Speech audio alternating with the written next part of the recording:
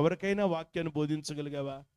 ఎన్నో సంవత్సరాలుగా విశ్వాసిగా చలామణి అవుతున్నావు, విశ్వాసిగా నువ్వు బ్రతుకుతూ ఉన్నావు, విశ్వాసిగా నువ్వు జీవిస్తూ ఉన్నావు.